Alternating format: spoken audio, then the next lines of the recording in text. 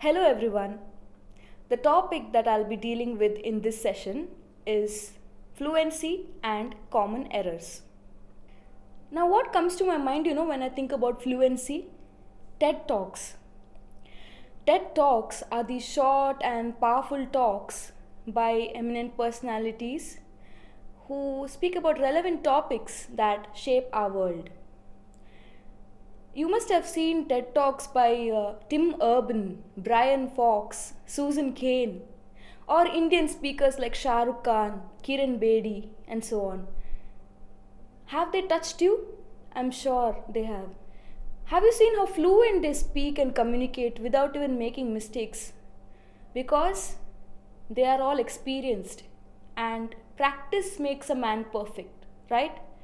So that is why you all have to learn these tips that I'm going to be talking about in my session to make you all fluent speakers. So, what is fluency? Fluency is the flow and efficiency with which you express your ideas, particularly when speaking. In the Longman's Dictionary of Contemporary English, fluent means being able to speak a language very well. It also means speaking easily, rapidly, and without having to make a stop or a pause. Good speakers communicate their messages very smoothly, though they may make a few mistakes. But it is okay to make mistakes, as nobody is perfect. So, here there are a few tips by the British Council on fluency in English. Tip number 1: use every opportunity in class to speak English. Speak to your peers, your classmates, your lecturers, and all around you so that it helps you become more fluent and confident. So, the second tip is be confident about speaking in English. There is nobody to judge you, you are your own master. So, show your confidence. Be very clear and precise about the message you want to communicate, which is the third point. Fourth point, don't worry about making mistakes. And the fifth point is learn to practice language at home with a speaking game. Have you heard of this game called Just a Minute, where you have to choose a topic and speak on it for over a minute or two? Yes, practice this game so that you become more confident and fluent with speaking your desired language. The last tip is use communication strategies to make your English sound more natural. So now let us move on to the 14 common errors in English. The first one is say versus tell. Now many get confused between these two words, say and tell. So they use it incorrectly. Now let us see the meanings of both the words to avoid mistakes. The first one is say. Say is used when someone says something. If not mentioning anyone else, you can use the word say. And tell is used when someone says the same thing to someone else. We use the verb to tell.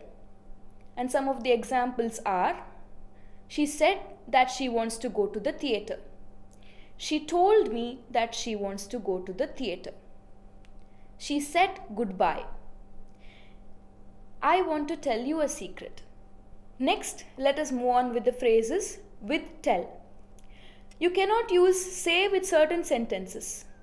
For example, tell a story, tell a lie, tell the truth, tell the future, tell the time, tell a secret.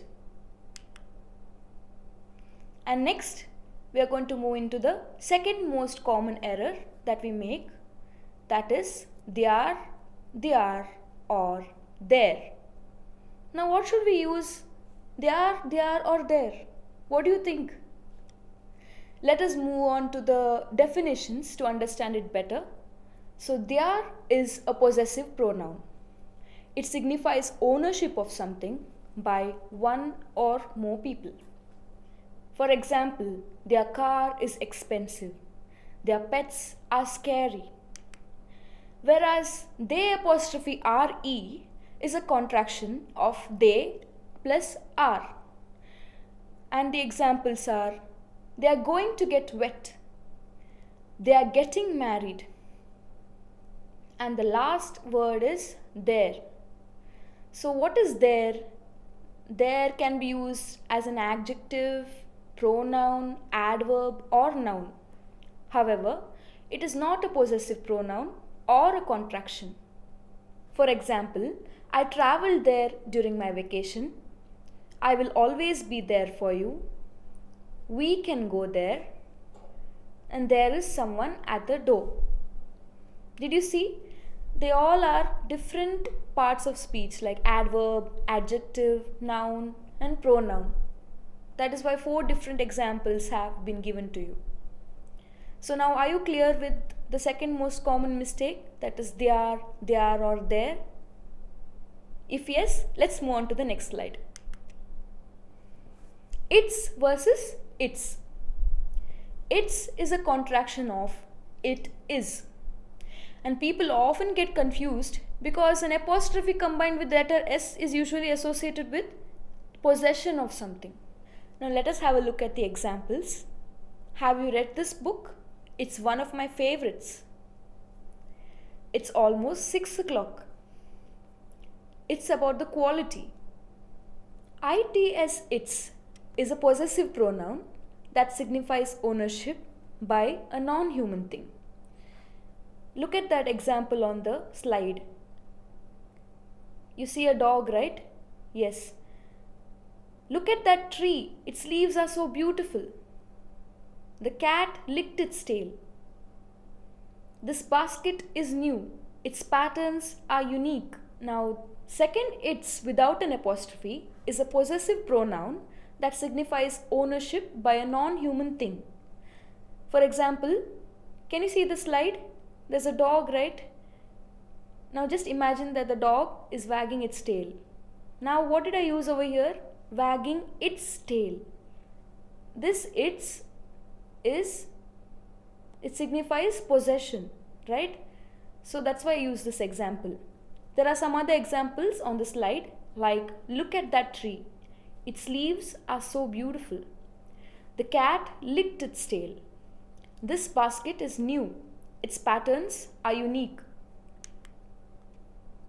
And now we are going to talk about the 4th most common error, that is your versus you apostrophe re, again pronounced as your. The first your indicates a possession, that is your, possession that something belongs to you. Can I read your book? Is this your lunchbox? Does that strike anything in your mind? So again, this is a possessive pronoun. Whereas you apostrophe re is the contraction of the words you and are. Just like the previous slide we discussed, it's, right? It and is. Same way here, your is the contraction of the words you and are. For instance, you're beautiful. Instead of saying you are beautiful, we are saying you're beautiful. Do you know where you're going? Do you know where you are going? Okay, is that clear? Now, moving on to the 5th most common error in English, that is meet versus see. Now, what do we do when we meet a person for the first time? Do we just, first we look at that person, right? Eye contact. And then we greet the person by saying, hi, how are you, right? So now meet here is used for the people that you meet for the first time. First time we usually don't ask how are you, but we ask what's your name, right? So the example is given as what's your name? Nice to meet you. Whereas see is used when we talk to people that we already know. For example, it's nice to see you, or it's nice to see you again. Now moving on to the 6th most common error in English is comparatives.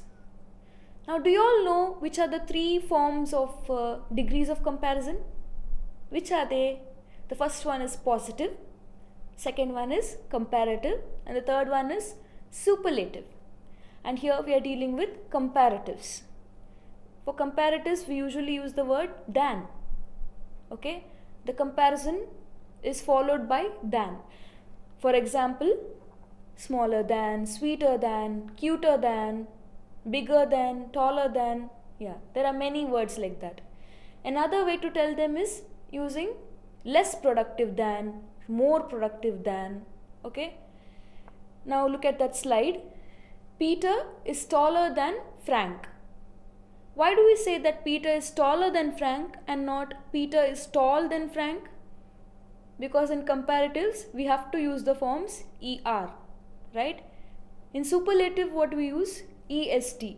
Same way in comparative we use ER form. And now when we say Peter is tall than Frank, there is no ER form there. So it becomes a positive degree, which is wrong. Here we are supposed to use the comparative degree, and that is why we are saying taller than. Clear? Now, one of the common mistakes that we make as Indian speakers is using doubles, and that is you think that it sounds much better when you use the other word along with that. That is like the apple is more sweeter than the tomatoes. Now why are we using more sweeter? Sweeter is already a comparative form, but more is an extra word over there. The right sentence would be the apple is sweeter than the tomatoes. No using more over there, right? And that makes us sound more authentic and proficient.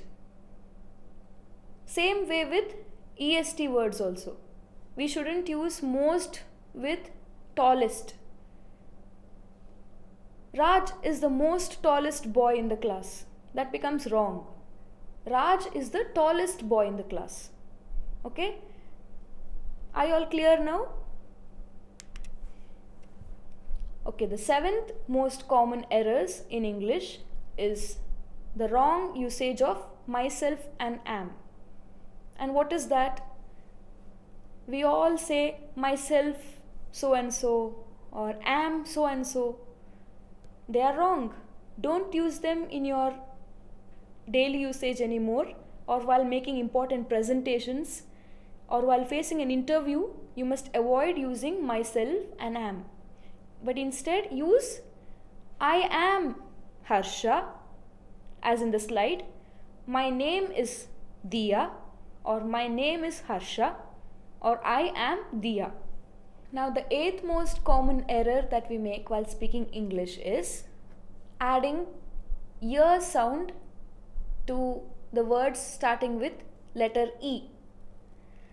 Now yeah, we tend to make these mistakes sometimes as we all have our own mother tongues. So there is mother tongue influence. Being a North Indian or a South Indian doesn't matter.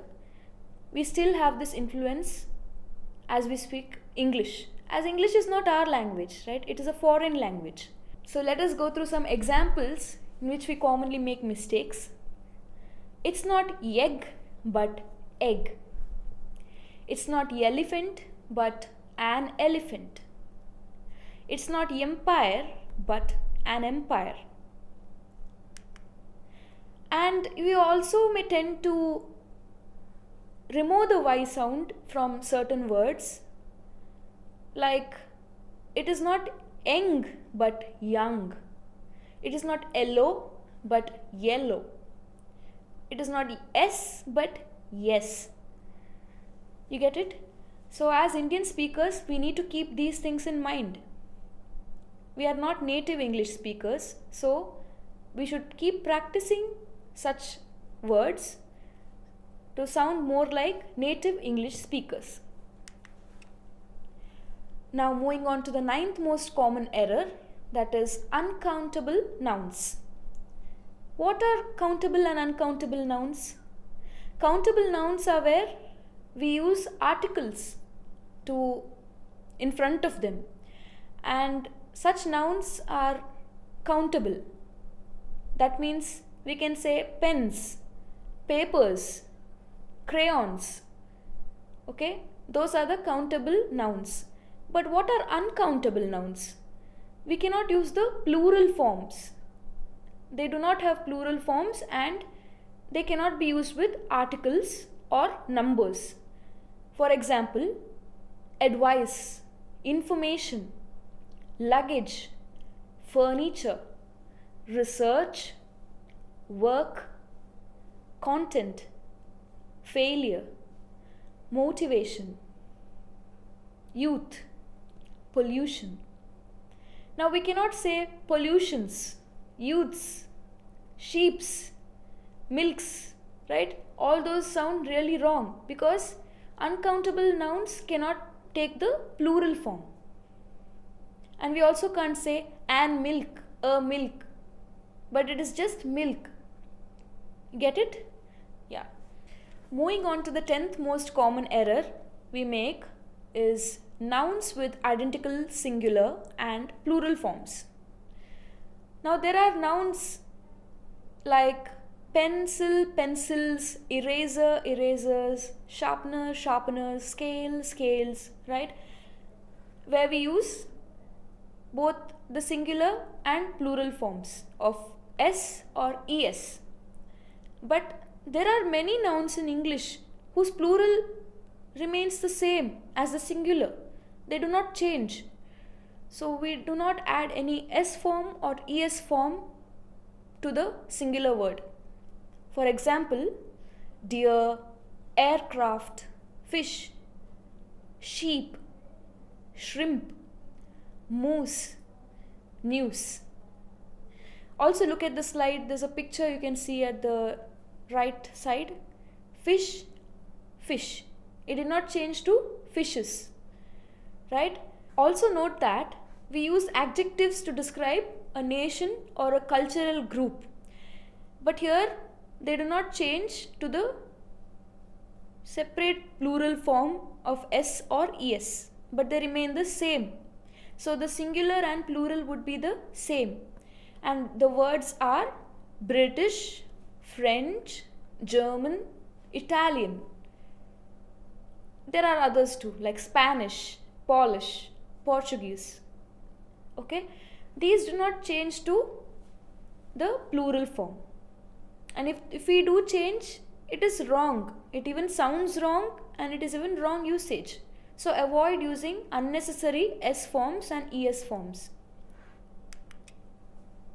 And the 11th rule that we need to follow so that we don't make errors is when we use every with singular noun or plural noun. Now as per the rule, every should be used along with the singular noun to refer to all the members of a group. We shouldn't use a plural noun with every. So an example would be every player wants to be noticed. Every student needs a good lecturer. Now if we use every players wants to be noticed, it becomes wrong, right? So do not use it with a plural noun. It always should contain a singular noun whenever you use the word every. Okay, now moving on to the 12th most common error in English is disinterested versus uninterested. Here, people often get confused as both the words are similar, although they carry different meanings. Now, what does disinterested mean? It is when someone doesn't show any vested interest in any matter, such a person is disinterested. Or it also suggests impartiality, not having any deliberation of personal gains. Uninterested, on the other hand, shows a lack of interest in something. For example, he is uninterested in biology. Many students are uninterested in swimming. The judge is disinterested in the case.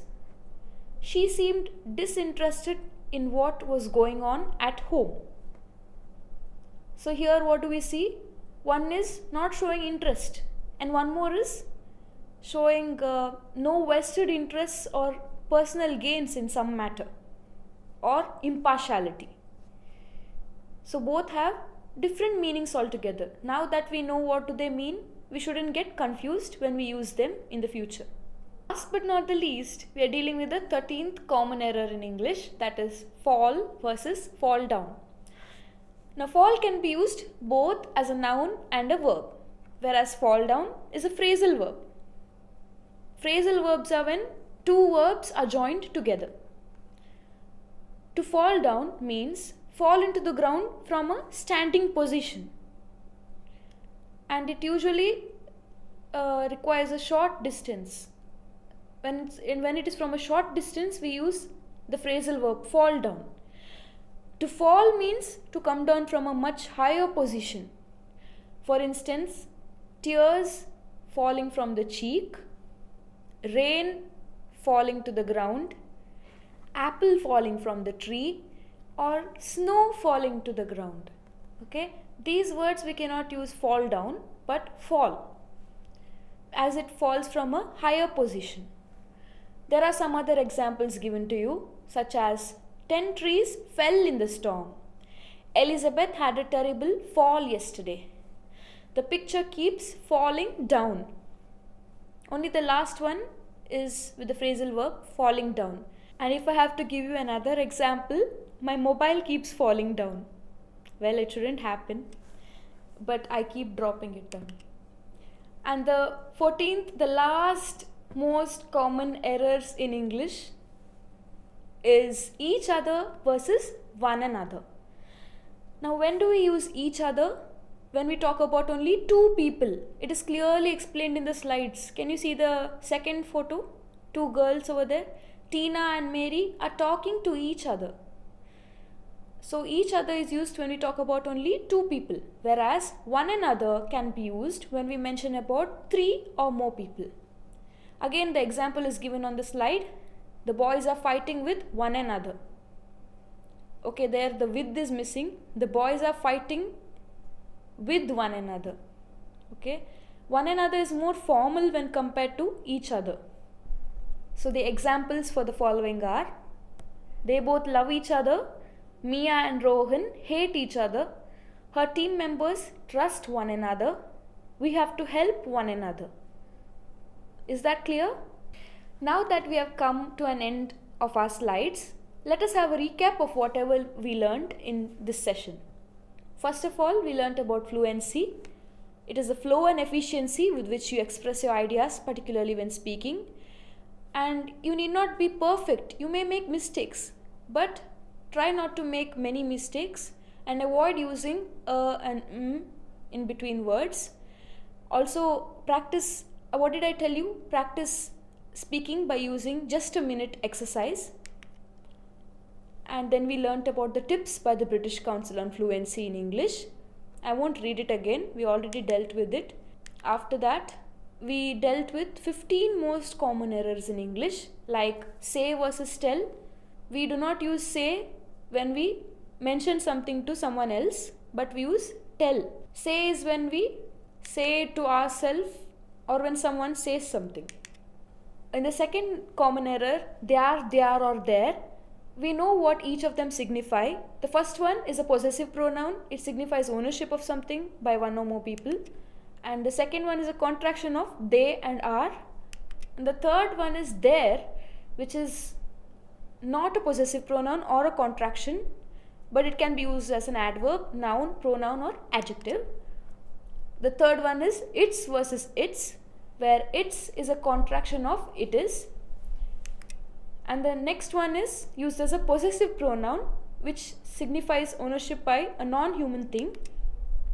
In your versus your indicates a possession, that something belongs to you, whereas the other one is a contraction of the words you and are.